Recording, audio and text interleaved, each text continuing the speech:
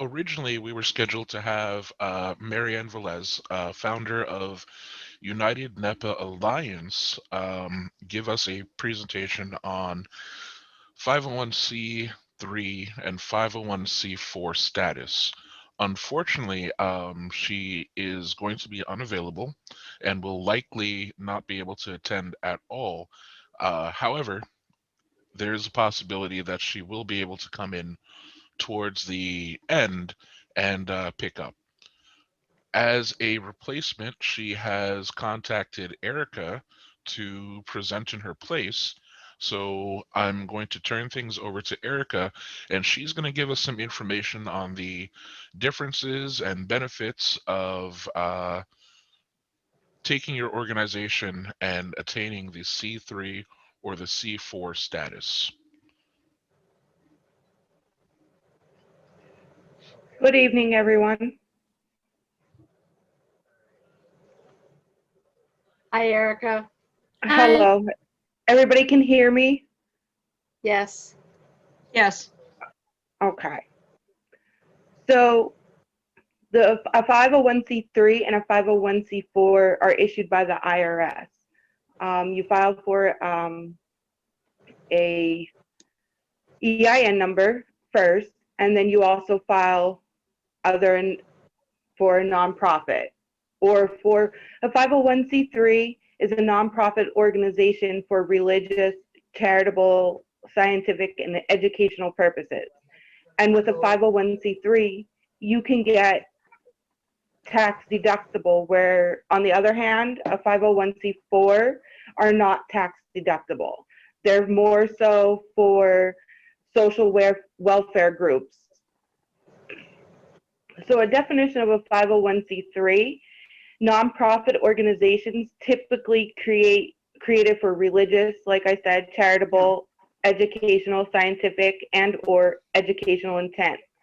They are tax exempt, conduct research, and are limited to the amount of lobbying, advocacy, or political activity.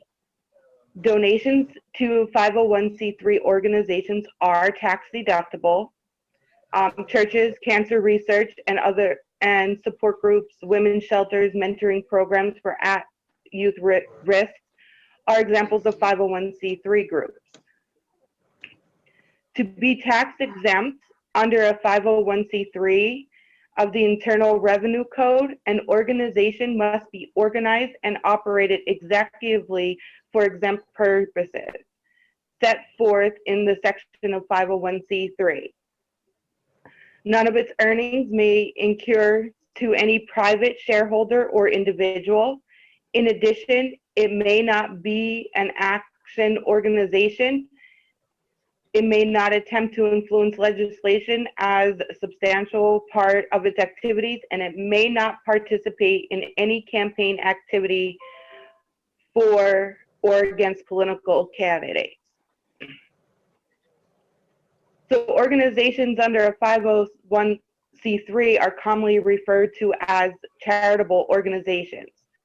Organizations described in that section, other than testing for public safety organizations, are eligible to receive tax-deductible contributions in accordance with Code Section 170. The organization must not be organized or operated for benefit of private interests, and no part of the section of 501c or organization's net earnings may incur to benefit of any private shareholder or individual.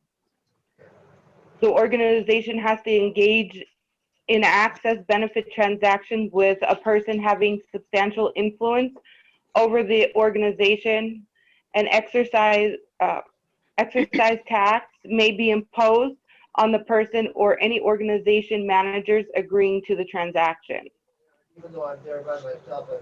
So with a 501c3, you are restricted in how much political and legislative lobbying activists may be conducted.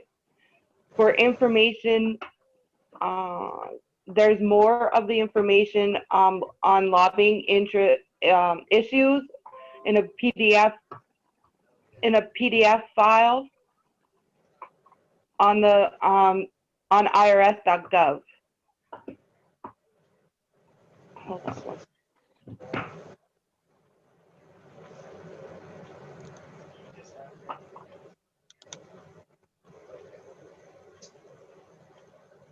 All right. Sorry, I'm getting a message in between. Yeah. So damn ingenious. So with interactive training, we learn more about the benefits. There's a small to mid-size organization workshop through the IRS, and you could do it on, you can look it up online. I will put in the chat all the links below where you could find more of this information as well. I know I'm going through rather quickly because it's really, really simple. So I'm off to a 501c4 right now. So 501c4, on the other hand, is a social welfare group. These groups can advocate for causes and propositions.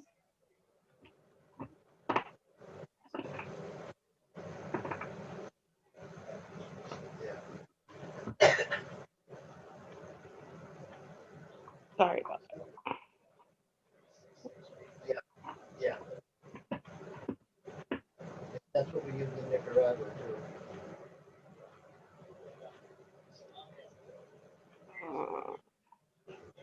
Where 501c3s cannot. However, 501c4s can also endorse specific candidates. One of the most substantial difference between the two is that the status includes political action groups to advocate reproducibility and civil rights, while nonprofit organizations with this status are also tax exempt. Donations to 501c4 groups are not tax deductible. The Internal Revenue Code Section 501c4 provides a tax exemption of two very different types of organizations with their own distinct qualification requirements. So they are social welfare organizations, civic leagues, or organizations not organized for profit but operate exclusively for the promotion of social welfare, and local association of employees, the membership of which is limited to the employees of designated person in a particular municipality, and the net earnings of which are devoted exclusively to charitable, education, or recreational purposes. Homeowner associations and volunteer fire companies may be recognized exempt as social welfare organizations if they meet the requirements for exemption. Organizations that engage in substantial lobby activities sometimes are classified as social welfare organizations. So charitable versus social welfare purposes, 501c3s are advocacy and education based. They often provide direct services to their target population. The types of services provided are broad and diverse, including food distribution through food banks, medical research, after-school programs, health clinics, and mental health services. These organizations raise public awareness about their causes and may even teach and train the public about them. They can push forward and endorse legal measures such as the propositions as long as they're not relevant to the nonprofit's purpose. So similar to a 501c3, a 501c4 are considered social welfare organizations. They are tax exempt from federal income taxes and aim to push their mission to the forefront of the public's consciousness. 501c4s are allowed to become far more politically involved and partisan than a 501c3 organization. So with lobbying, in nonprofit organizations focused on addressing and ending racism, learns that there is a candidate whose platform undermines their mission, Their ability to address this will vary based on their federal nonprofit status. 501c3s can coordinate nonpartisan get out to vote, voter registration, education drives, as well as nonpartisan voter protection activities. 501c4s are limited in their ability to lobby for and against the legislation, as well as support and oppose ballot measures. In 2010, the Supreme Court ruled for the 2010 Citizens United decision allowing corporations and laborers to register as a 501c4 and therefore allow unlimited spending on politics with undisclosed donors through political action committees or PCAs or PACs. Both 501c3 organizations and those 501c4 status are available to advocate publicly for their causes, but because the 501c4 are allowed to lobby and advocate in ways that 501c3 can't, 501c4s have more flexible in advancing their issues. They can pay for costs necessary to a political organization, compare their own mission with the candidates, ask candidates to sign pledges on an issue, and back candidates that reinforce their mission. Now we all know we're up in an election year for local and municipalities. So political campaign interventions. As a 501c3, the nonprofit can host a debate between all candidates to bring their views on race and equality to light, but they cannot endorse their candidate of choice. A 501c4, they would have the ability to endorse a candidate whose views align with their mission, support his or her campaign, and focus on getting out the vote effort. However, donations to their cause, should it have a 501c4 status, would not be tax deductible. So some of the restrictions between a 501c3 and a 501c4 are 501c3s cannot dictate which candidate receives which information. If they want to lobby, they must lobby all interested candidates. The same goes for renting mail lists and locations to organizations, legislators, and candidates.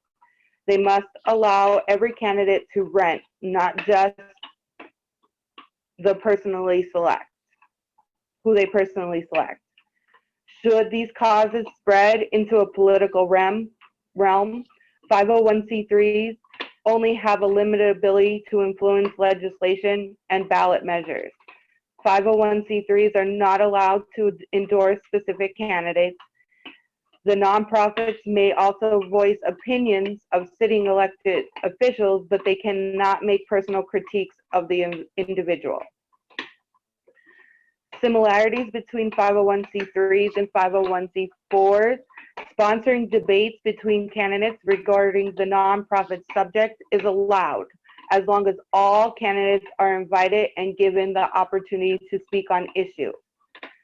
501c3s can also give voter guides to the public with comparison between candidates on views of nonprofits issues should the candidate endorse or condone an issue relevant to a 501c3. The nonprofits may also voice opinions of sitting elected officials, but they cannot make personal critiques of the individual. So some examples of 501c3s and 501c4s are cystic fibrosis research is a 501c3, which endorses the measures that are within a realm of their existing mission. For example, a state proposition to advance stem cell research, they do not endorse specific candidates. Rather, they educate politicians on both sides of the political aisle to support the legislation that will positively impact those living with cystic fibrosis and to vote against measures and bills that will harm or negatively impact their constituents. Ocean Champions is a 501c4 environment organization that has a political action committee, Ocean Champions, PAC. They describe themselves as the only ocean group that helps elect members of Congress who fight for our oceans. By supporting members of Congress, they are utilizing their ability as a 501c4 organization to support its mission. Can a 501c3 have a 501c4? Many groups have managed to provide direct services and advance their mission as a 501c3 organization, while also advancing their mission through the political arena by establishing a separate 501c4 organizations that align with their mission. 501c3s that also has an action fund is Planned Parenthood. While the organization itself is a nonprofit advocating for policy to expand access to healthcare, the nonprofit also has an action fund arm, Planned Parenthood Action Fund. Through this, Planned Parenthood is able to fight to advance and expand access to healthcare and defund reproductive rights as their mission states. So that's all. That's pretty much what I have right now to share with you. Is there any questions for me or something that I could touch more on? I have a question. Mhm. And I don't know if anyone on here would know the answer to this. How divergent do the two boards have to be? If you're going to do a 501c3 and then have a 501c4 PAC off of that, do they have to be totally separate boards? Can there be any convergence on the boards? They have to be two separate boards. Okay. All right. Makes sense. I just, you know. So And with, not only do they have to be separate boards, but there's some really stringent regulations as to how much communication there can be between the boards, even between individuals. Yeah. So there are situations sometimes where an organization's meeting and then those who are 501c4 have to hop off the meeting or get out of the meeting if you're not on Zoom because of those. So there's some very stringent rules about that. If you're going to stick to the letter of the law, can be kind of complicated. Yeah, but that would just mean having a real clear reason of why you want the 501c4. So like really spending the time with your C3 and your mission evaluation and structure and that conversation. So you do that dirt work there so that by the time that's, you know, in a perfect world. And then by the time you get to your 501c4, you know why you have them and they're going to do that body of work and the rest of you is going to work on this other body of work and you understand that in your structure, you know, just from the get-go. So you know, I'm sure it does get really complicated, but I also understand the appeal for doing it. there are distinct benefits because apparently there are a lot of members of Congress that won't really pay much attention to a C3 or even most C4s, but when they hear PAC or Super PAC, that's when they want to sit down and that's when they want to have your attention. So there's a status that comes with having a PAC, for example. Oh yeah, So yeah. the frustration might be well worth it because it brings extra power. Yeah, I mean, we even showed it on a very micro level of Lycoming County. The Lycoming County Women Democrats has a PAC. And so when we were, you know, Linda Sosniak was the president for 2020 and I was the chair for the county party. And so we were on the phone all the time talking, comparing about who can get what. And so she was much freer to pull in some money than I was. And people found that PAC very appealing. The fact that they were writing a check to a women's PAC, it was really cool. We played it.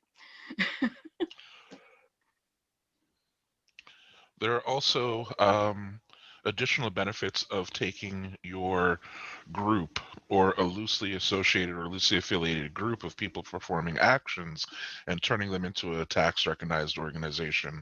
One, there allows a path for legal recourse.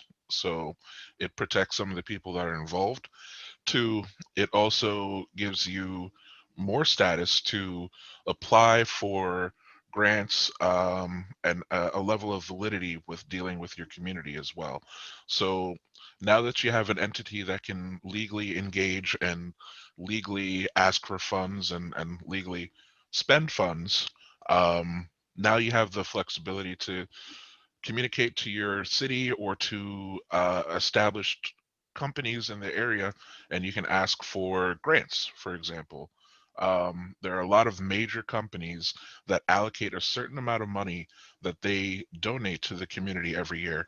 I'm sure that they have all sorts of tax incentives for doing so. So everybody wave your hands in the air, it's free money, right? So there are a lot of things that our organizations can do with this majesty of free money that some of these wealthy corporations or perhaps your local government can do or can provide to you. I've personally been I've personally received funding or have been paid contracting with a nonprofit, so it can go as far as even employing people to operate your projects in addition to funding your projects. So you can elevate your level of competition and efficiency to a brand new horizon by bringing in capable workers who not only have the desire and the passion to do these things, but also have a developed skill set to bring to this arena as well. Um, Sometimes we find in the progressive arena that some of the people who are the most dedicated may have not had traditional employment or may have not had employment that is conducive to operating a larger scale operation. Um, so then it becomes helpful to bring in some people that can facilitate that a little bit easier.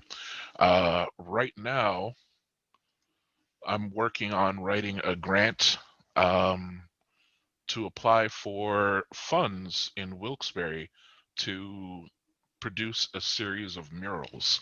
So that's another area where there is a community service or a community element. We're focusing on unifying the community through art, where there's a benefit that we can provide to the city, and the city, in response, can provide funding. Um, your organizations, if you have, I don't technically believe that you necessarily need to have a C4 or a C3, but it becomes exponentially more recognizable, exponentially more legitimate, and more comfortable for a city or a company to deal with an organization with a reputation, an address, an entity, a tax code that it has to obey by. So it'll elevate your efforts and power and presence to a point where people will pay more attention and want to do more for and with you. I'd like to speak to just the Please. opposite of all the things that you've said. I Okay. think I believe in all the things that Daryl has said. And I think he's really put out very concretely and in pretty good detail all the benefits of getting a 501c3 or 4. Now I'm going to talk to the other side of what the negative parts are of doing this. And this actually comes from my own experience of having been involved in the 60s in groups that were out on the street.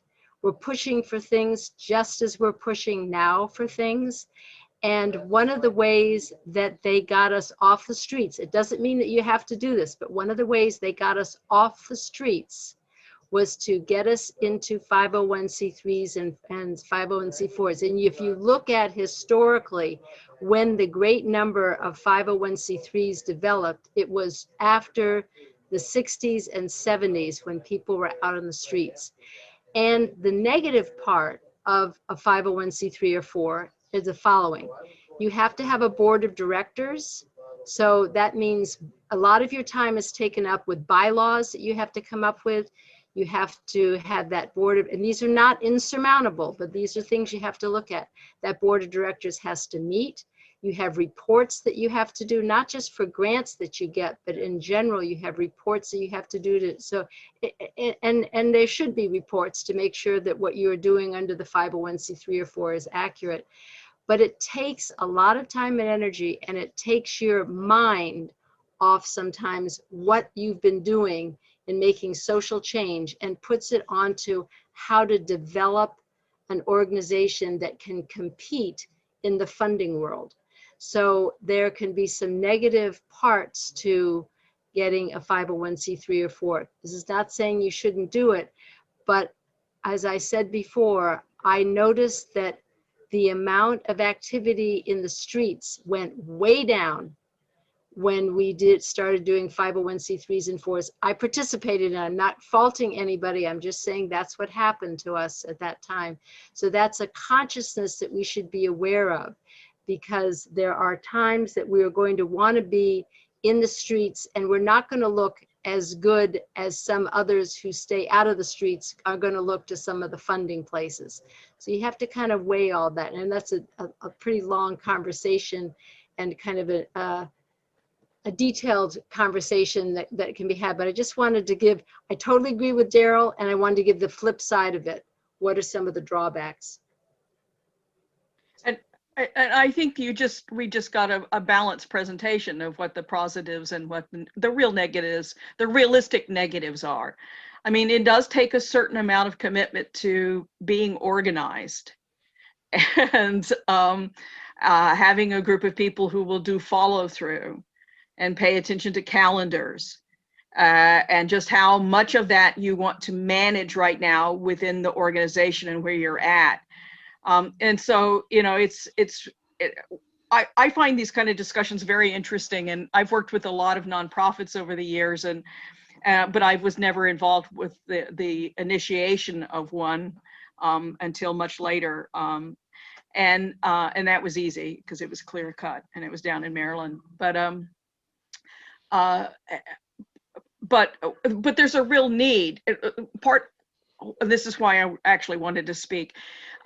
What Daryl was talking about, there's a real need for a group that is kind of the library of these processes and how these processes work, and does an education level on behalf of small micro organizations, like a lot of can be and are.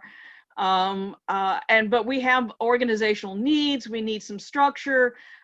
We need to be able to easily access resources or people who have expertise on a regular basis, and that's not easy.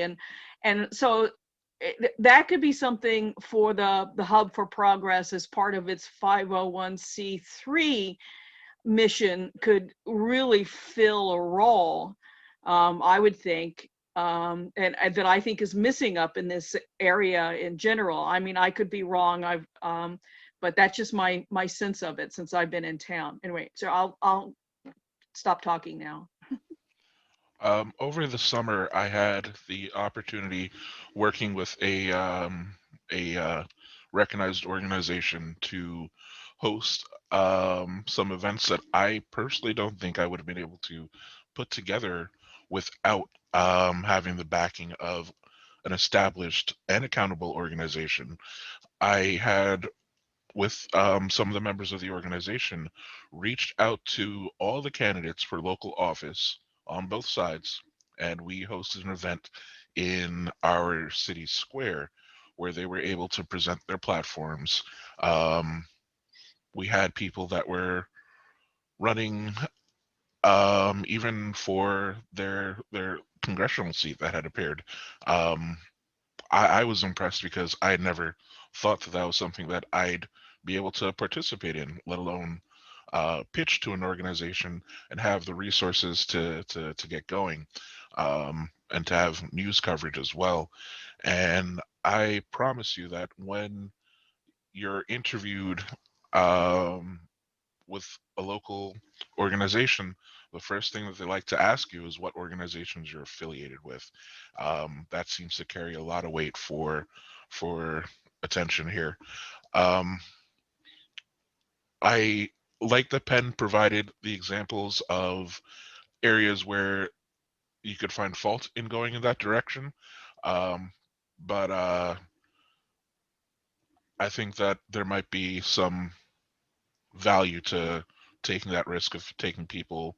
I mean, you can still put people in the streets, but moving the movement, in moving a movement, that's always kind of part of it, where people are no longer on the ground and starting to formalize and starting to gain the representation and the ability to have a discourse with the people at the table. And a lot of that happens off the street as well. Sam? I apologize for like only appearing late.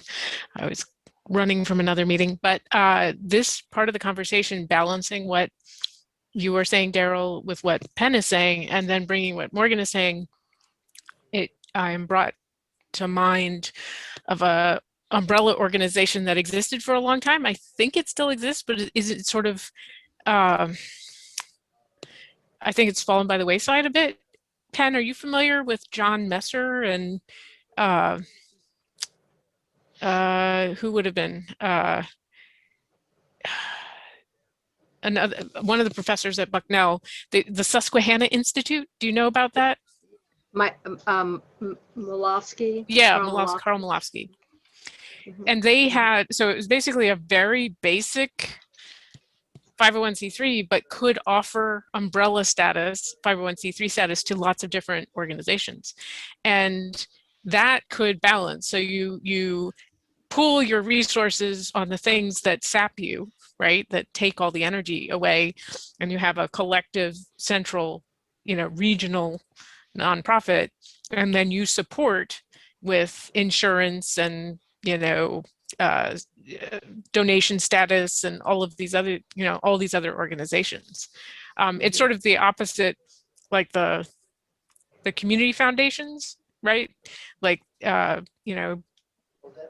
First Community Foundation of Pennsylvania and Williamsport, and then there's a couple. Those are foundations of multiple nonprofits. This would be sort of trying to reduce the duplication, right, in that. And a lot of organizations will allow you to partner with them even if you don't have an organization. So if you have an event and you want to use some of their status, some of their power, a lot of them are willing to allow you to do that. Ricky, did you have a question? Not so much a question, but when if anyone knows me, I like to think outside the box, and I try to see things from as many angles as possible. When I first started my first nonprofit back in 2006, it's called Unity Perspectives. It was me and two other gentlemen who really just brainstormed what we needed to do for our community. And in building our organization and recruiting the right people to participate in this, in that whole processing to become a 501c3, we had to have a basic understanding of what a board consisted of, what this organization should be about.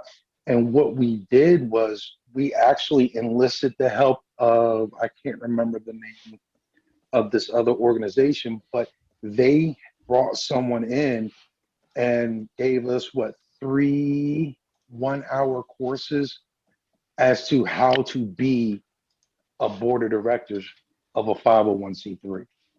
They came and educated us, gave us certificates at the end. A lot of the times, these 501c3 organizations that are coming together out here have no clue how to be a board of directors. Right. They don't know how to be a president. They don't know how to be a vice president. They don't know what it takes to be a secretary, a treasurer, They don't know what it takes to be on any committee on a formal level.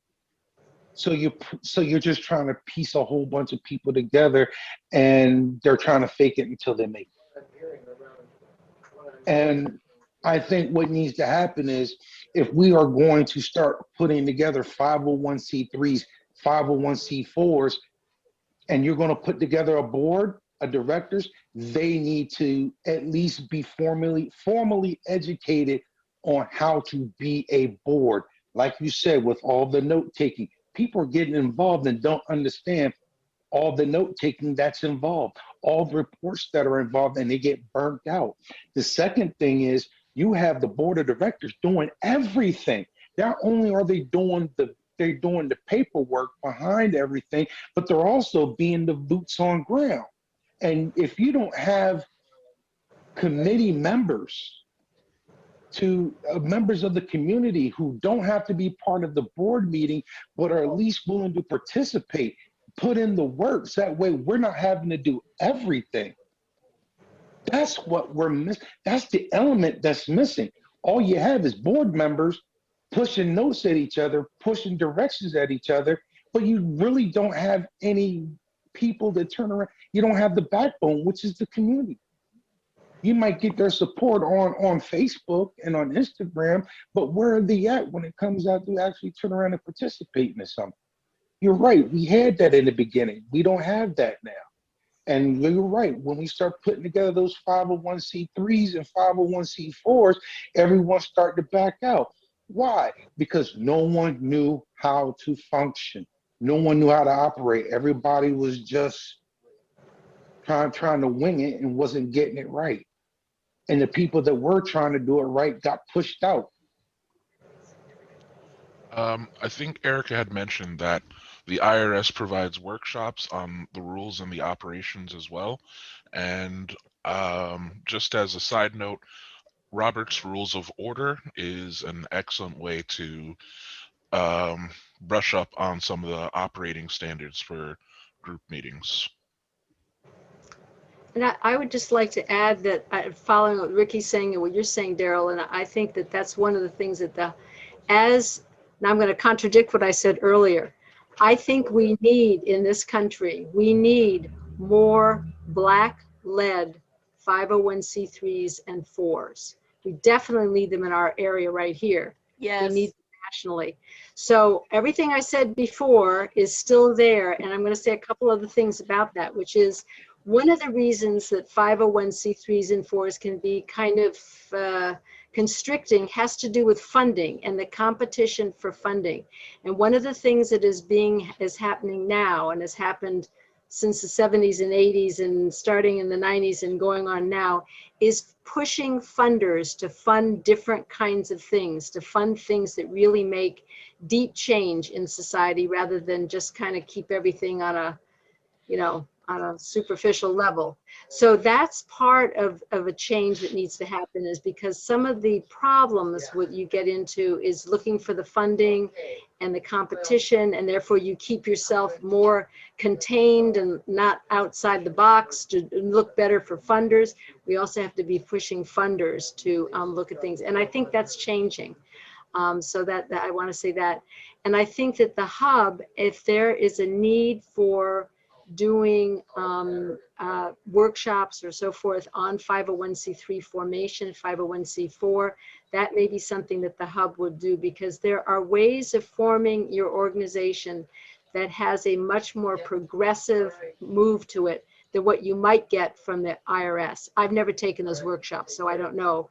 But there are different ways of building your 501c3 and 501c4 to be more progressive in how you train people, what you decide to do, how the hierarchy is within your organization, et cetera. So that might be something that we would, if there's a need for it, we may decide to take on. Yes, and my understanding is, as a rule of thumb, generally your 501c3 is going to be your more expensive partner, and you want to run your 501c4 lean and mean. That way you are less, you start out less burdened with the strategy and the logistics of managing your 501c4, because you're doing it with fewer people. You're not trying to do a big, huge, commune kind of board. You're mean and you're lean and mean.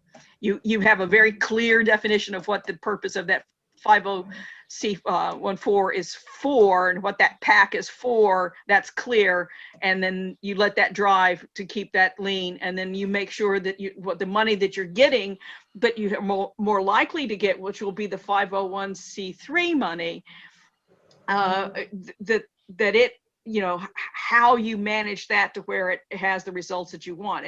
And one way of going about that is about being what I think a lot of the intent was behind the hub, back when it first, I first heard about it in 2018, and thought, oh, no, I want nothing to do with that. I'm too busy. So, is to start out, you guys were to be a hub for information, right? You were aggregating information. And so the question is, are we as an organization mature enough, or do we want to have that conversation about how we aggregate to become an education entity, and where would our target be? And I think we see some people, and we have some ideas that we could have a very practical approach that works for a wide variety of people seeking this kind of basic guidance to get going. Because I agree, the more people that have leadership positions in 501c3s across the board, across this region, the better off we're going to be, because their voices will be better heard. So.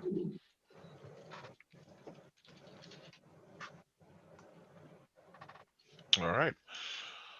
So, does anyone have any other questions regarding 501c3s, 501c4s, PACs, or grants even?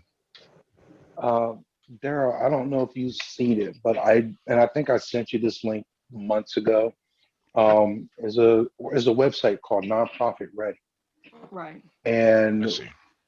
And basically it's free.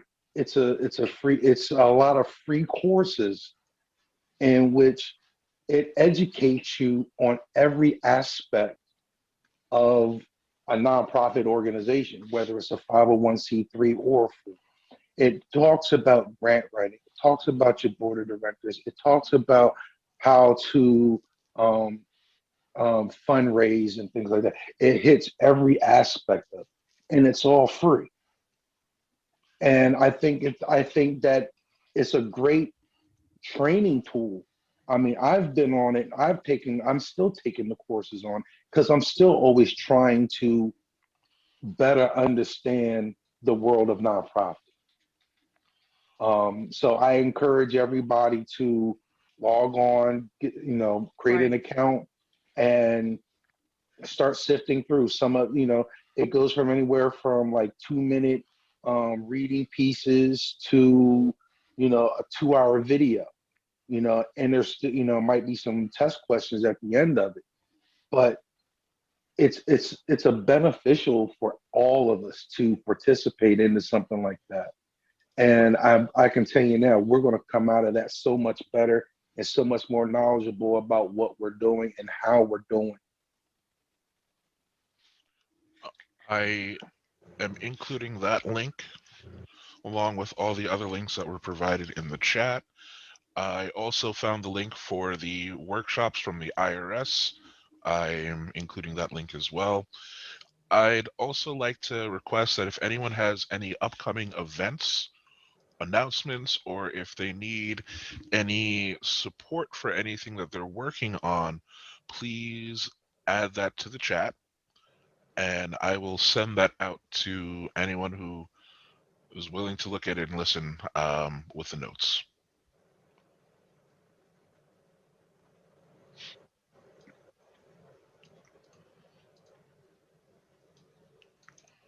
And Darryl, I'm gonna talk your ear off for a minute, because I know we've also talked about this in the past. Sure. But piggybacking on what they say, we need more Black-led organizations in the area. not only that, but I think that we need to bring out Black males to the forefront. That's We a need to start. We need to start being in front of everything, and and really start taking our place up front. Okay, because I was saying we're the ones that are being victimized the most. We need to be up front instead of sitting in the back. uh, the all these movements could definitely benefit from receiving a more equal spread of participants, and unfortunately, black males do tend to be lacking, even in voting, frankly. So there's a lot of outreach and a lot of gain to be had from successfully capitalizing on that missing demographic. Yeah, No, but in Lycoming, in Williamsport, we're a nice little test case, I think, for trying to go in and kind of disrupt that problem, where young Black men in particular are disengaged, and how to get them engaged, not only in other activities, in community leadership, but also political leadership. And that's just, I found that real frustrating as chair of the Lycoming County Party. And, and I think that because of our size and the number we have, we would be a great test case if somebody could come in here and kind of tackle that one and see how we get folks re-engaged, give us advice on what we really need to be doing to be effective. And so it's been a tough one for some of us to crack. And with that, a shout out to Linda Sosniak, who's now chair for the Lycoming County Democrats. She's really working hard to get a Black Democratic caucus started in Lycoming County. She might do it.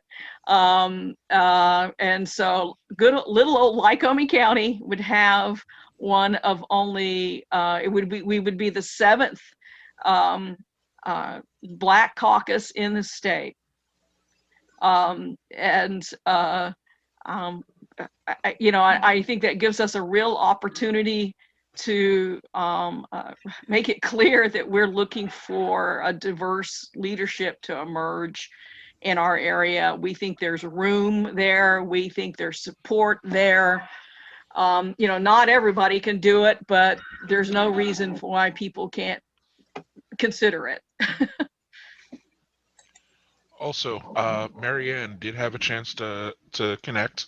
Oh, there she is. Yay. Marianne, so we've gone over the technical aspects of why people have formed C3s and C4s.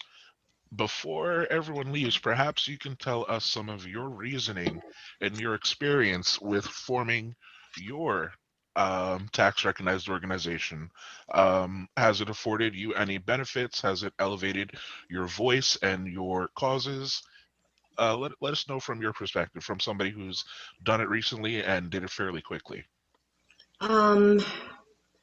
Personally, I think it has benefited us with regard to our name recognition. We've been able to form a good rapport with several key figures within the Department of Economic Community Development, which provides grant funding to nonprofit organizations. The reason we went with the 501c3 before we moved forward with our 501c4, I've always respected the work nonprofits performed when I've worked with them, and that was my main reason for wanting to form the 501c3.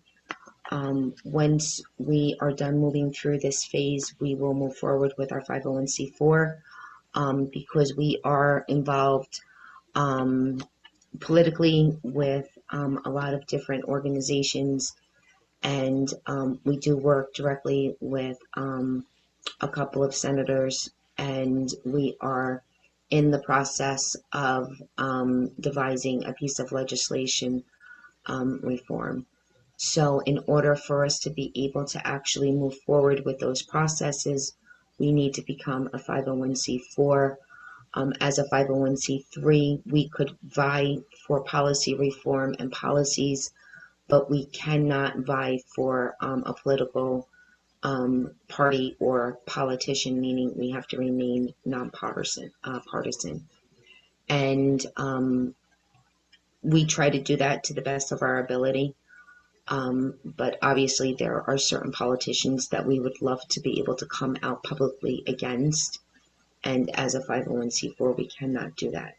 So we try to refrain from publicly making disparaging remarks towards certain politicians. As individuals, we could do that, but not on behalf of the organization. And then once we do receive our 501(c)(4) status, then we could become a little bit more involved in that realm of the political arena. I also want to just mention one note, anybody who is looking to move forward with either or, the state is currently backlogged. So it is quite a waiting process. We have been recognized on the state level as a nonprofit, but because the IRS on the state level is backlogged just because of everything that was going on with the stimulus checks and so forth and so on, that status coming down from them has been delayed. So as of, I'm going to say last Monday, they were only working on applications received December 9th of 2020.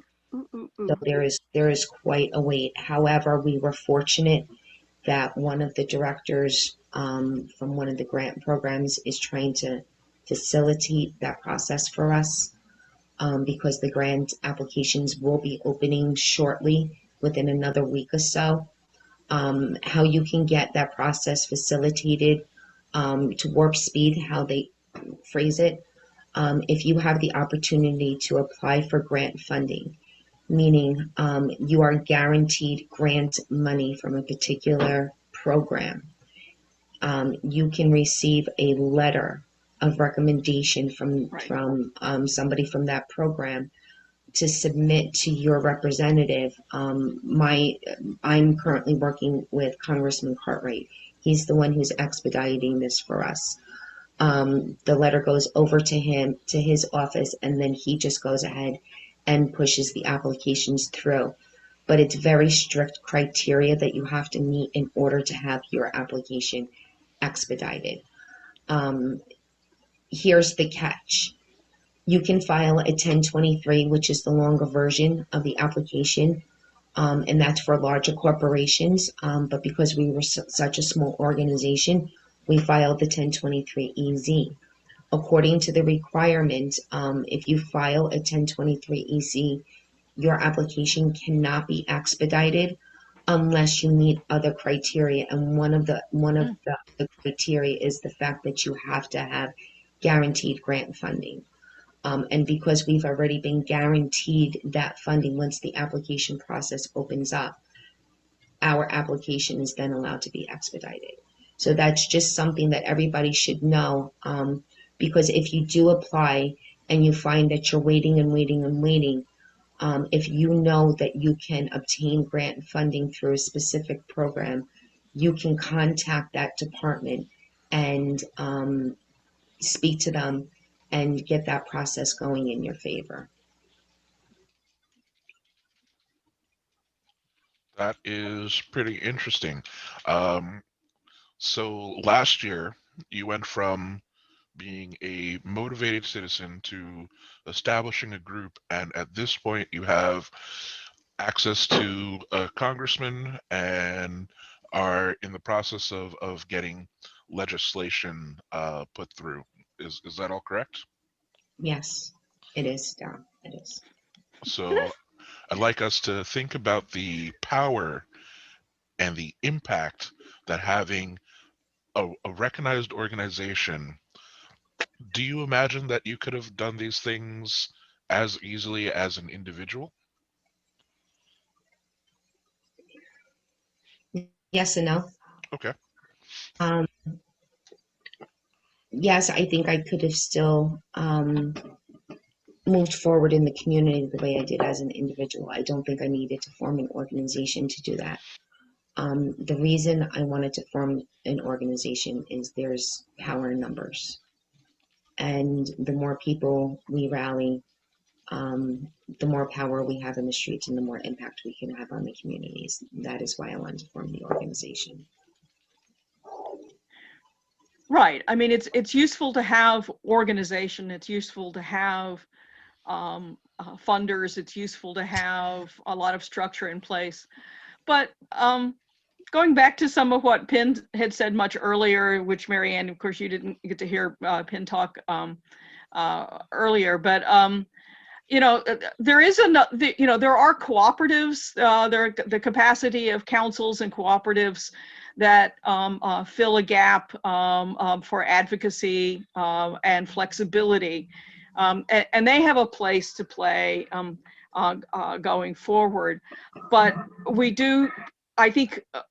The question then becomes of I'm taking this from the point of view, what does the hub need to be doing?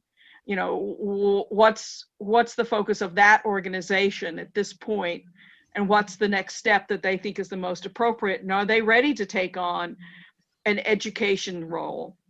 Because the first step really would be a 501c3. And and what would that look like? And it just seems like if for our area in particular, and I'm speaking of North Central PA for me, and but our broader area here, we need someone who is acting as a resource for a wide range of micro nonprofits, whether they are for issues advocacy or special needs advocacy, whatever, special, whatever, these nonprofits and structure in some way for providing them with information. Even if what we'd start out with the stuff that Ricky was talking about, and that he shared the website for, something that's all pre-exists. We don't have to reinvent the wheel, right? And we just need to be a hub, and we can start out being a simple hub that's a resource, and then also has sufficient structure that we can be used as a pass-through, maybe as a next step, but a way of, and with that, providing the levels of, or access to education and access to community for nonprofits in our respective region, or however we define our region. And then as we grow, as the hub grows as an organization, you start curating some of those programs. Maybe, that's how you mature. That's one of your pathways of maturing. And then from there, you come to a point where you figure out, do we also want to have this hardcore political wing to go out and do this stuff, say the stuff in the street that we can't say? And you're probably going to say yes at some point. And so you just make sure you have a very sharp focus on what that's supposed to be, and let that go happen. But you stay within this idea as a hub of information for a region that desperately needs information, and needs guidance, and needs access to people that have experience, even if it's short little 3-minute videos on how to do X or Y. I think that's something that we might be in a good position for, but I don't know. I mean, I'm new to the group, so I know I keep talking. I have to stop talking. You're correct. There's definitely a market for easily consumable media. If you just look at what the most popular form of entertainment is today, once again, it's TikTok. So it's 60 seconds, perhaps 2 minutes at longest. That seems to be the attention arc for cramming a lot of content in for people. So if we could make consumable media in those bite-sized increments, then that would probably be an attractive element for the hub to add.